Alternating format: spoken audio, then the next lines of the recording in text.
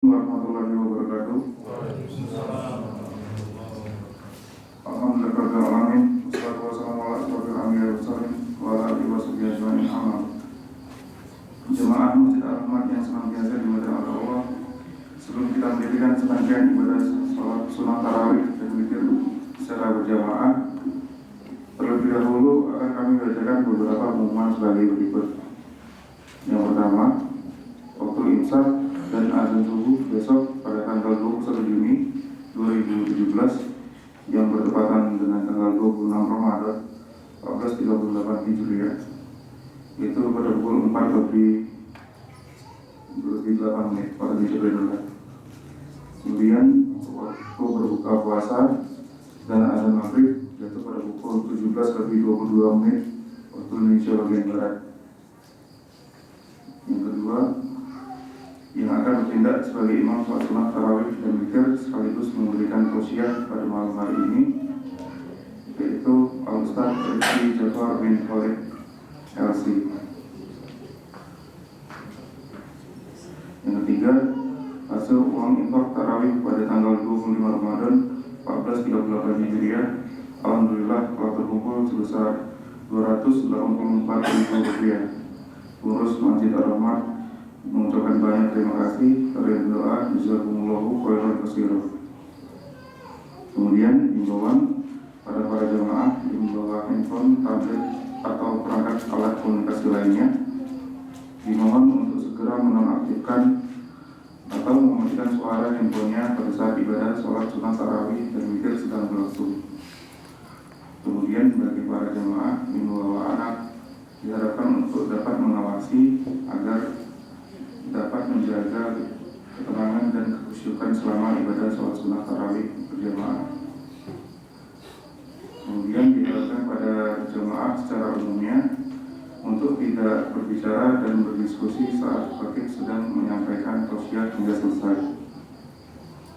Yang kelima, informasi tambahan kepada para jemaah yang akan melakukan i'tikaf dan sholat qiyamul lail pada 10 malam terakhir Ramadan di Masjid Al-Rahmat pada malam ke-27 Ramadan 1438 Hijriah yang bertepatan dengan hari Kamis tanggal 22 Juni 2017 dipersilakan untuk mengisi daftar keikutsertaannya di papan kaca pengumuman Masjid Al-Rahmat hari Rabu tanggal 21 Juni 2017 besok pada subuh untuk mendapatkan jatah konsumsi makan sahur berjamaah di Masjid Al-Rahmat. Kemudian pada Bapak atau Ibu jemaah Masjid Al-Rahmat sekaligus warga paguyuban Perumahan Permata Biogas yang ingin ikut berpartisipasi menyalurkan bantuan berupa konsumsi makan sahur di 10 malam terakhir dipersilakan menghubungi koordinator yaitu pada Ibu Latif.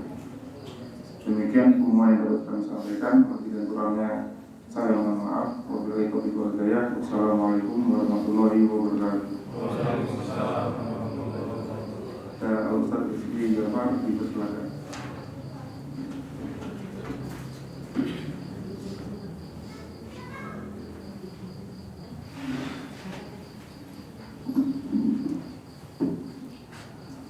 Bismillahirrahmanirrahim. Assalamualaikum warahmatullahi wabarakatuh. Waalaikumsalam.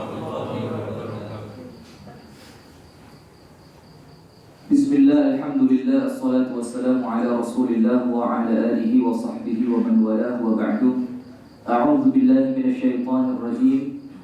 Bismillahirrahmanirrahim. Inna anzalnahu fi laylatul qadr wa ma adraka ma laylatul qadr. Laylatul qadri khairun min alfi syahr. Tanazzalul malaikatu war ruhu fiha bi'izni rabbihim min kulli amr. Salamun hiya hatta matla'il fajr. Hadirin sekalian yang dirahmati oleh Allah, ibu-ibu dan bapak-bapak jamaah salat isya dan salat tarawih Masjid Ar-Rahmah yang semoga senantiasa dirahmati dan diberkahi oleh Allah Subhanahu wa ta'ala.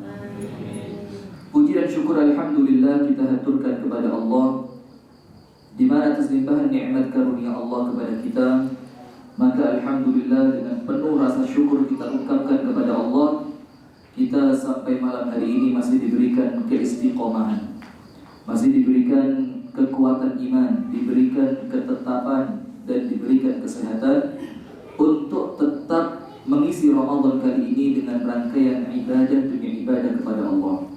Dan kita mohon kepada Allah, semoga ibadah Ramadan kita tahun ini diterima oleh Allah Subhanahu wa Ta'ala. Kita memohon kepada Allah selepas kita keluar dari bulan Ramadan ini, kita betul-betul menjadi hamba Allah yang bertakwa dengan sebenar-benarnya. Amin ya Rabbal Alamin. Kemudian berikutnya salawat beserta salam semoga tercurahkan dan terlimpahkan kepada uswah kita, suri tauladan kita dan kekasih kita bersama, Nabi besar, Nabi agung, An-Nabi Muhammad sallallahu alaihi wasallam, beserta seluruh keluarganya, beserta seluruh istrinya, beserta seluruh sahabatnya dan seluruh umat dan pengikutnya yang setia menjalankan sunnah, menjalankan tuntunan serta menjalankan dan mempelajari ajarannya ila yaumil qiyamah. Hadirin sekalian, menjelang akhir Ramadan semacam ini, ketika kita mulai melihat banyak kaum muslimin yang mulai jauh dari masjid, mereka sudah mulai sibuk dengan urusan Idul Fitri. Pada saat yang bersamaan kita masih dipilih oleh Allah. Kita masih dipilih oleh Allah untuk apa? Untuk tetap ada di masjid. Maka ini salah satu karunia Allah yang sangat besar, karena kemampuan kita beribadah semacam ini, keistiqomahan kita untuk mengisi Ramadan semacam ini semata-mata karena pertolongan Allah Subhanahu wa Ta'ala. Oleh sebab itu, kita bersyukur kepada Allah dan kita terus meminta dan berdoa kepada Allah dengan mengucapkan Allahumma a'inni ala dzikrika wa syukrika wa husni ibadatik. Allahumma ya muqallibal qulub tsabbit qalbi ala dinik. Allahumma ya musarrifal qulub sarrif qalbi ala ta'atik. Rabbana la tuzigh qulubana ba'da idh hadaitana wa hab lana min ladunka rahmah innaka antal wahhab. Kemudian hadirin sekalian, ada 4 hal penting yang ini luput dari pikiran orang-orang yang memburu Lailatul Qadar. Jadi 4 hal ini yang kemudian banyak dilalaikan orang ketika orang mengejar Lailatul Qadar. Padahal justru yang tidak mereka pikirkan ini adalah salah satu faktor yang paling kuat untuk menjadikan kita dapat keutamaan Lailatul Qadar. Jadi kan eman gitu ya. Kalau justru perkara yang paling penting ini kemudian luput dari perhatian kita. Nah, maka jangan sampai perkara-perkara yang penting ini kita lalai darinya hanya gara-gara kita mengejar Lailatul Qadar dengan kemampuan fisik, dengan semangat kita, tapi akhirnya kita berbuat perbuatan yang sia-sia tanpa menghasilkan Lailatul Qadar. Nah, yang pertama, ini pembuka dulu ya. Pembukanya kira-kira setengah jam dulu. Siap, tapi mohon maaf saya tidak bisa terawih. Saya terawih malam. Jazakumullah khairan. Yang pertama, ingat, ini masalah perasaan. Dan ini tidak bisa dibohongi. Yang bisa tahu mutlak Allah Subhanahu wa Ta'ala, kemudian kita pribadi masing-masing. Untuk orang lain, kita bisa pura-pura, kita bisa menampakkan raut wajah yang sesuai dengan apa yang kita inginkan. Tapi untuk urusan hati, mutlak hanya Allah yang tahu, dan Allah yang akan menilai kita dari urusan hati. Nah, maka yang pertama, perasaan menjelang akhir Ramadan ini menentukan antum dapat Lailatul Qadar atau tidak. Jadi perasaan kita menjelang akhir Ramadan semacam ini menentukan kita pantas dapat Lailatul Qadar atau tidak. Karena apa? Di akhir Ramadan semacam ini, manusia itu terbagi menjadi 2. Ada orang yang mulai pecah konsentrasinya dengan acara Idul Fitri, akhirnya mulai sibuk dia, bikin kue lah, marah ke tukang jahit, pakaiannya dia belum jadi lah, atau ganti korden baru, atau macam-macam lah, datang ke mall segala macam. Akhirnya konsentrasi akhir Ramadannya rusak. Bahkan kesedihan dia tidak ada, bahkan bahagia ketika mau dekat dengan Idul Fitri. Nah, untuk orang yang semacam ini, Allah tidak perlu mengurangi kesedihan dia, karena memang tidak sedih kan. Dia mau ditinggal Ramadan tidak sedih dia. Maka Allah tidak merasa perlu membahagiakan dia dengan memberikan kepadanya Lailatul Qadar. Sementara orang yang menjelang akhir Ramadan, dia merasa sedih. Dan sekali lagi ya, ini tidak bisa pura-pura ini. Dia merasa sedih. Dia merasa bagaimana nanti kalau saya kehilangan momen suasana Ramadan yang baik ini. Bagaimana nanti kalau tahun depan saya tidak bisa ketemu dengan Ramadan lagi. Bagaimana kalau tahun ini saya belum mendapatkan ampunan dari Allah. Maka akhirnya kesedihan muncul. Ini padahal Ramadan sisa berapa malam ini? Malam 26, 27, 28, 29. Sisa 4 malam saja. Maka semakin redup orang beriman itu. Dia semakin khawatir kalau dia ditinggalkan Ramadan dalam keadaan Allah belum mengampuni dosanya. Nah, untuk orang yang bersedih semacam ini, maka apa yang terjadi? Allah akan mengurangi kesedihannya. Dengan apa? Diletakkannya oleh Allah Lailatul Qadar itu pada malam-malam terakhir. Sehingga orang yang sedih menjelang malam terakhir Ramadan, Allah kurangi kesedihan mereka dengan diberikan kemuliaan Lailatul Qadar. Nah, ini yang pertama, jangan sampai luput. Perasaan kita ini mempengaruhi pantas atau tidaknya kita mendapatkan keutamaan Lailatul Qadar. Jadi kalau Anda sedih, berarti Allah merasa perlu untuk mengurangi kesedihan atau maksimal menghilangkan kesedihan itu dengan Anda diberi Lailatul Qadar. Maka salah satu hikmah kenapa Lailatul Qadar itu Allah letakkan di akhir, salah satunya itu untuk mengurangi kesedihan orang-orang yang akan ditinggalkan oleh bulan Ramadan. Perkara yang kedua yang banyak dilupakan oleh orang-orang yang mencari Lailatul Qadar. Ingat hadirin, Lailatul Qadar ini tidak hanya melulu ibadah fisik. Nah, ini yang kita banyak terkecoh ini. Seakan-akan pokok kalau menjemput Lailatul Qadar itu harus i'tikaf, bagus i'tikaf. Harus tarawih malam, bagus tarawih malam. Harus banyak baca Al-Quran, bagus baca Al-Quran. Harus apa lagi? Harus banyak berdoa. Pokok ibadah seakan-akan fisik melulu yang dia pikirkan. Padahal ingat, letak pandangan Allah pada diri seorang manusia itu pada hatinya. Pada apa? Pada hatinya. Innallaha la yanzuru ila ajsamikum wala ila alwanikum wala ila amwalikum walakin yanzuru ila qulubikum. Asy-Syaikh Nasiruddin Al-Albani rahimahullah mengatakan apa? Wa a'malikum. Artinya apa? Allah tidak perlu memandang fisik kalian, tidak penting buat Allah. Allah tidak perlu memandang warna kulit kalian, tidak penting itu buat Allah. Kalau itu penting, bila tidak akan masuk surga dia. Tapi itu semua tidak penting di hadapan Allah. Dan Allah tidak akan melihat harta kekayaan kalian, tidak dilihat sama Allah. Tapi yang dilihat sama Allah apa? Hati kalian. Nah, maka hadirin sekalian, jangan sampai kita mengejar Lailatul Qadar dengan amalan fisik, tapi kita lalai dari amalan hati. Apa itu amalan hati? Memaafkan orang yang masih punya salah dengan kita, menghilangkan perasaan marah dengan orang lain, menghilangkan dendam dengan orang lain, menghilangkan kebencian dengan orang lain, menghilangkan hasad, iri dengki dengan ini amalan justru yang mungkin paling penting. Karena mana mungkin antum bermunajat kepada Allah, menghadap kepada Allah dengan hati yang kotor. Yauma la yanfa'u malun wala banun illa man atallaha biqalbin salim. Yang nanti pada hari kiamat itu tidak manfaat apapun yang kita bawa. Yang kita bawa ini semuanya tidak ada manfaat kecuali orang yang menghadap kepada Allah dengan hatinya yang bersih, hatinya yang sehat. Maka hati-hati hadirin, hati kita mempengaruhi pencapaian kita tentang Lailatul Qadar. Maka masuk masjid, mau i'tikaf, mau tarawih malam, bersihin dulu hati.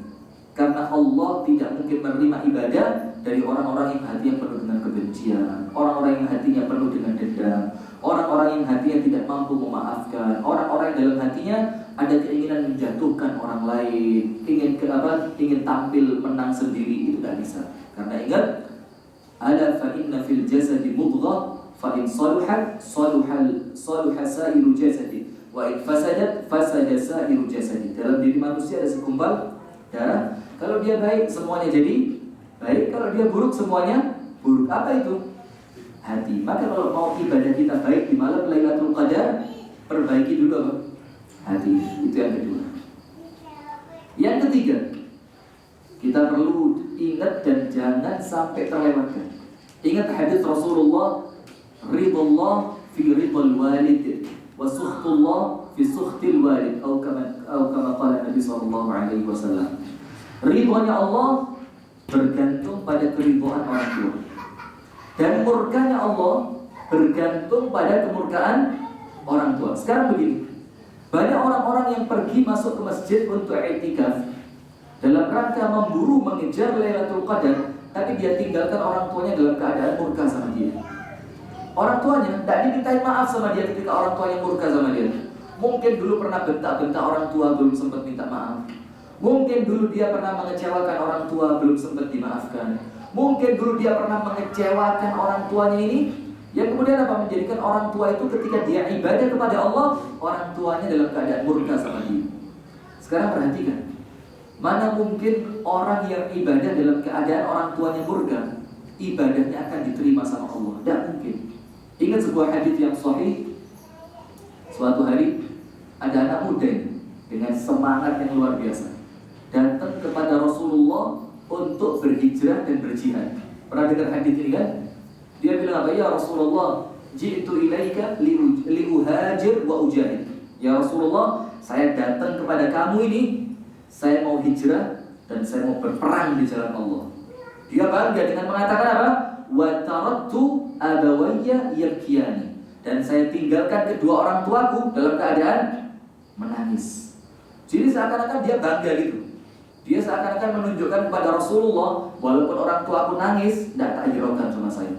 Yang penting saya mencari ridhonya Allah dengan berhijrah dan berjihad kepadamu ya Rasulullah. Apa kata Rasulullah? Irji' ilaihima, pulang balik. Tidak diterima sama Rasulullah ini anak. Niatannya ikhlas, mau apa? Mau hijrah, mau jihad. Sama Rasulullah suruh apa? Suruh pulang. Irji' ilaihima, balik kepada kedua orang tuamu. Rasulullah bilang apa? Adhikhuma kana abkaitahuma, bikin mereka tertawa sebagaimana tadi kamu menjadikan mereka menangis. Subhanallah, ini menunjukkan apa? Jangan sampai antum mengejar Lailatul Qadar dalam keadaan orang tua murka. La haula wala quwwata illa billah. Mana mungkin antum lalaikan orang yang paling berhak untuk antum berbuat baik kepadanya, lalu minta sama Allah, ya Allah rahmati aku. Orang tuanya tidak rahmat sama dia. Dia pun tidak memunculkan sifat rahmat kepada orang tuanya. Mana mungkin dia akan mendapatkan rahmat dari Allah? Man la yarham la yurham. Orang yang tidak mengasihi, dia tidak pantas mendapat belas kasih dari Allah. Nah, maka ingat, kalau kita tidak i'tikaf dalam masjid, cuma sekedar mau melakukan tarawih malam, sebelum berangkat itu sorenya datang dulu ke rumah orang tua, tanya ada perlu apa, ada yang bisa saya bantu apa tidak, kamu kepingin apa dari saya, apa yang bisa saya lakukan buat kamu, biar nanti kita keluar rumah dalam rangka beribadah ini dalam keadaan orang tua kita sudah apa? Sudah ridho sama kita. Maka cari Lailatul Qadar, enteng insyaAllah. Itu yang ketiga. Yang pertama tadi apa? Perasaan, jangan sampai luput ya, senang atau sedihnya kita. Yang kedua, perhatikan amalan hati, bukan cuma amalan fisik. Bersihkan hati dari kebencian, dendam, kemarahan, hasud, iri, dengki yang lain. Yang ketiga, jangan sampai lalaikan orang tua. Ini perhatikan ya, dengan baik. Apalagi orang tua itu cuma dekat saja. Kalau orang tuanya jauh, telepon. Yang keempat, ini yang terakhir, pembukaannya. Nah, ini yang terakhir, yang keempat. Karena emang dengan saya kesini setahun sekali. Dan itu pun alhamdulillah beliau udah putus asa. Terus WA ke saya, Ustaz jadwalnya kapan? Saya tidak balas, saya sengaja. Di WA lagi, Ustaz kapan? Saya tidak balas. Di WA lagi, Ustaz kapan? Saya bilang beliau, Masya Allah, semangatnya luar biasa, anti putus asa ini. Dan itu sifatnya orang beriman, tidak boleh putus asa, kejar terus ya. Yang terakhir, yang keempat, jangan terkecoh. Yang kita cari itu bukan hanya Lailatul Qadarnya saja. Itu kecil. Lailatul Qadar ini sangat kecil. Tapi ingat, yang kita cari adalah ridhonya Allah. Jangan salah paham ya. Jangan salah target. Yang kita cari apa? Ridhonya Allah, bukan sekedar mengejar Lailatul Qadar. Lailatul Qadar ini makhluknya Allah ini. Dan dia punya pemilik. Yang kalau pemiliknya ridho sama Anda, tidak usah pakai malam ganjil Anda dikasih sama Allah. Betul tak? Tidak usah pakai malam ganjil Anda diampuni sama Allah. Tidak usah nunggu malam ganjil Anda dapat rahmat dari Allah. Tidak usah nunggu malam ganjil Anda sama Allah dibebaskan dari api neraka. Kan begitu. Nah maka, kalau orang yang dicari cuma Lailatul Qadar saja, maka Anda akan lihat ibadah itu ibadah cegatan gitu. malam ganjil di masjid, malam genep di mall. Malam ganjil lagi di masjid, besok malam genep ngoven kuih. Malam ganjil di masjid, besok malam genep lagi ganti horden rumah atau segala macam beres-beres rumah. Besoknya lagi malam ganjil di masjid, malam genepnya apa? Mulai ngukur pakaian segala. Wala haula wala quwata illa billah. Ini orang yang terkecoh sama Lailatul Qadar. Padahal Allah Maha tahu mana orang yang layak dapat dan mana orang yang tidak layak. Orang yang layak dapat itu orang yang kenceng ibadahnya mulai awal Ramadan. Dan bukan nyegat malam apa? Bukan nyegat malam ganjil aja. Nah, ini maka jangan salah target. Lailatul Qadar itu hanya anak tangga untuk kita mencapai ridhonya Allah. Maka kalau kemudian yang antum cari ridhonya Allah, ya berarti Lailatul Qadar di bawahnya mesti katut gitu loh. Paham ya? Nah, itu 4 hal yang jangan sampai luput dari orang-orang yang ingin mengejar pemburu Lailatul Qadar. Biasa berapa menit?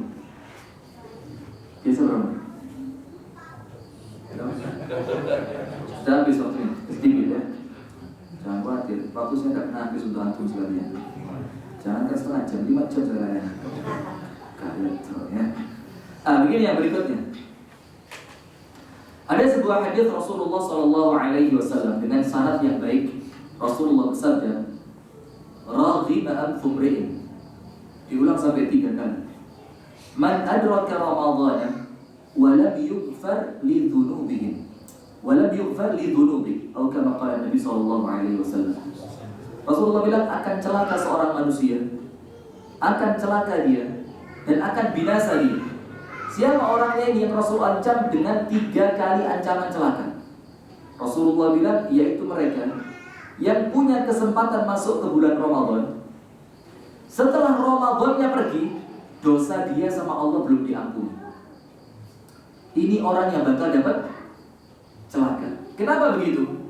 Para ulama mengatakan ada beberapa hal. Yang pertama, kalau di bulan Ramadan saja yang Allah Subhanahu wa taala sangat mudah mengampuni manusia, tapi dia tidak dapat ampunan. Yang di Ramadan saja gampang Allah mengampuni, dia tidak dapat. Apalagi di luar Ramadan, maka akan celaka ini orang. Kemungkinan kedua, pengertiannya apa? Di bulan Ramadan saja, zamannya musimnya orang tobat. Untuk meraih ampunan Allah, dia tidak bisa tobat. Lalu mana mungkin orang ini bisa diharapkan tobatnya di luar bulan Ramadan?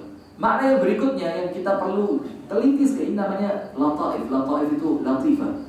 Latifah itu apa namanya? Iya halus tapi jadi makna yang tidak semua orang bisa menangkapnya itu. Makna tersirat.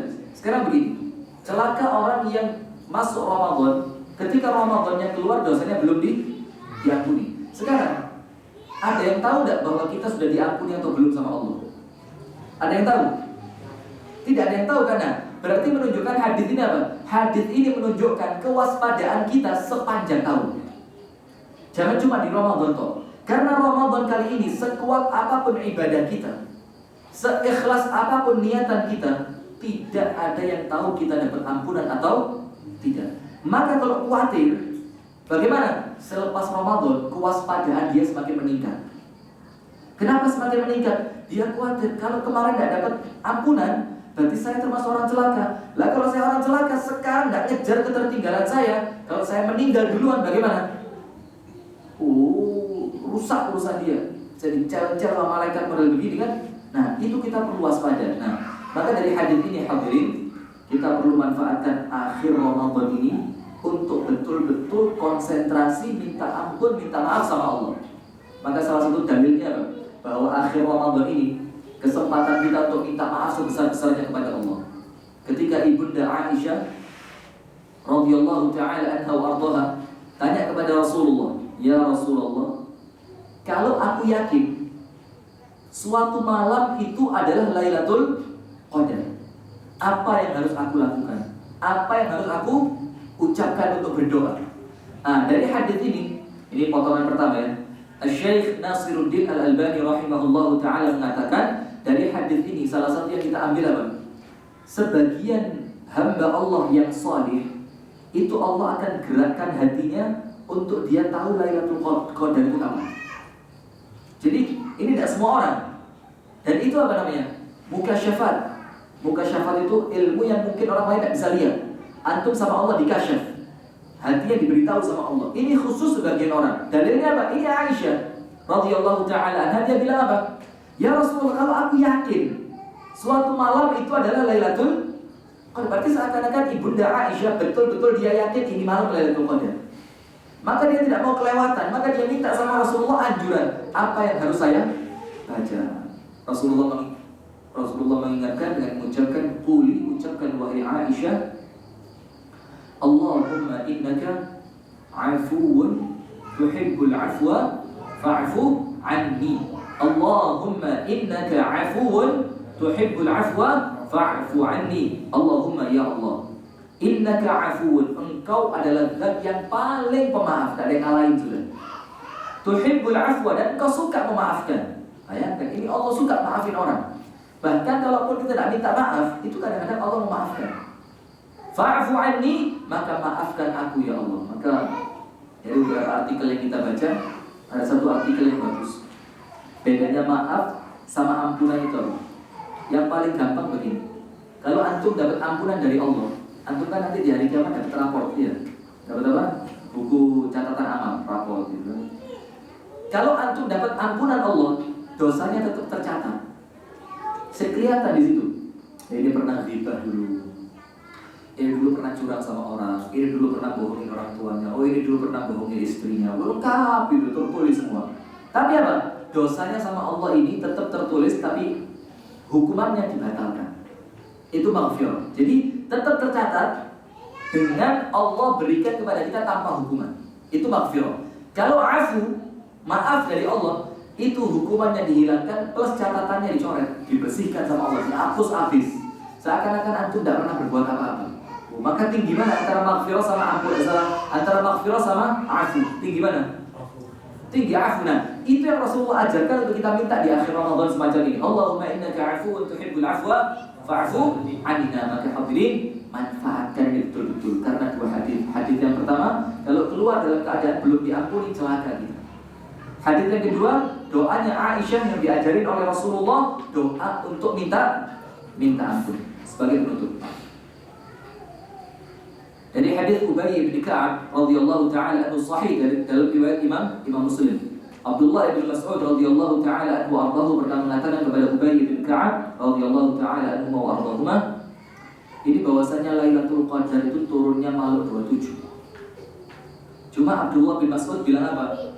Barang siapa sholat dahar itu artinya sholat sepanjang tahun. Tahajud maksudnya, bukan sholat apa? Bukan sholat wajib ya, sholat tahajud sepanjang tahun. Maka dia pasti dapat Lailatul Qadar, ya mesti hari. Nah kalau sholatnya sepanjang tahun kan tidak pernah putus. Salah satu di antara malam sepanjang tahun pasti malam Lailatul Qadar. Nah, cuma kemudian Abdullah bin Mas'ud bilang kepada Ubay bin Ka'ab, padahal Lailatul Qadar itu di bulan Ramadan. Tapi tetap dia perintahkan sepanjang tahun, jangan di Ramadan toh. Padahal lagi itu turunnya 10 terakhir. Padahal lagi pada malam ganjil toh. Plus Abdullah bin Mas'ud bilang malam 27. Terus ditanya kenapa tidak diberitahukan sekalian, supaya manusia tidak bertawakal. Artinya apa? Malam 27 toh ibadah, soalnya itu ibadah. Toh ibadah belas. Ini tidak pantas dapat Lailatul. Nah, nanti kita masih punya kesempatan. Ini kan malam berapa? 26 ya. Jadi ini kan malam tidak terawih malam. Besok malam 27 gencarkan, jangan pulang dari masjid. Jangan pulang dari masjid. Mulai ba'dal isya terus baca. Jangan repot-repot. Syekh Muhammad bin Shalih Al-Utsaimin memberikan gambaran dalam kitabnya Majalis Syahri Ramadan. Beliau bilang gambarannya begini, untuk orang biar cek getun gitu. Kalau sempat tidak bangun pada waktu Lailatul, biar getun, karena banyak masyarakat tidak getun biasa gitu. Alhamdulillah ahyana ba'da ma amatana. Subuh keras 4 jam tidak makan sahur, tidak ada sholatnya malam. Nah, begini beliau kasih gambaran bagus sekali. Dia bilang, kalau manusia punya utang dengan utang yang sangat besar, gambaran antum utang besar itu berapa? Triliun sudah ya. Misalkan punya utang 1 triliun gitu. Terus dalam pikiran tidak mungkin bayar sudah ini. Mati tidak apa-apa, penjara tidak apa-apa. Sudah dia pasrah sudah tidak mungkin bisa bayar. Kemudian yang utangi dia telepon, mas, utang kamu saya ikhlaskan. Dengan syarat nanti malam 17 Agustus kamu mulai isya sampai subuh pegang bendera kecil, goyang-goyangin terus mulai isya sampai subuh. Kira-kira dilakukan apa enggak? Mesti dilakukan karena apa? Enggak sebanding antara bangun ba'dal isya sampai subuh dengan goyang-goyangin bendera kecil Indonesia. Enggak sebanding dengan utangnya dia yang impas sebanyak berapa tadi? 1 triliun. Itu gambarannya. Dan ingat, dosa kita di hadapan Allah, tanggungan utang kita di hadapan Allah lebih dari sekedar 1 triliun. Ini Allah bilang melalui Rasulullah, man qama lailatal qadri imanan wa ihtisaban ghufira lahu ma taqaddama min dzambi. Barang siapa yang sholat bangun menghidupkan waktu Lailatul Qadar, Allah ampuni semua dosa-dosa dan utang-utang dia sebelumnya. Maka kalau tidak bangun, memang sudah tidur semalam aja, masa antum bakal stroke itu kan tidak juga ya. Dan kita biasa tidak tidur itu jaga orang meninggal dunia, atau kalau besok ada saudara mau menikah, kita biasanya